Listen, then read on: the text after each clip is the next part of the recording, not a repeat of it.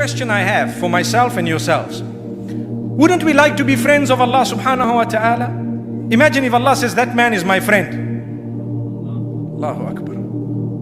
Imagine. Wouldn't you like to be a friend of Allah subhanahu wa ta'ala?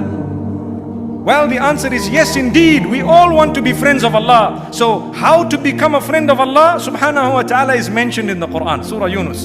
Allah subhanahu wa ta'ala says verses, and I'm sure a lot of us would know these verses by heart.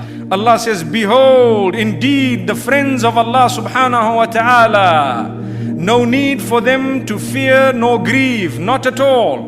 And Allah subhanahu wa ta'ala says, this is verse number 62 of Surah Yunus and the two verses after that. They are the ones who believe and they have taqwa. That's all you need, two qualities.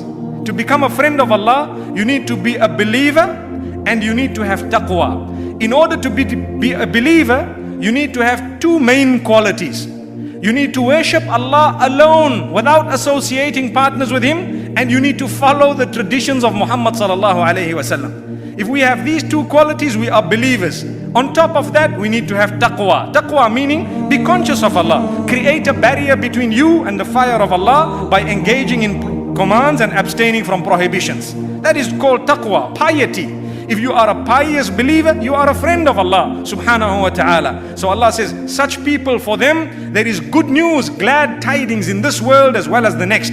In the narration, Rasulullah sallallahu alaihi wasallam says that Allah subhanahu wa ta'ala says, Man aada li waliyan faqad adhantuhu bil harb.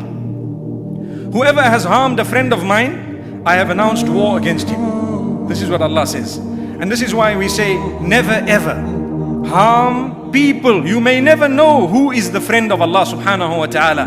May Allah subhanahu wa ta'ala befriend us, and may He make us from those who are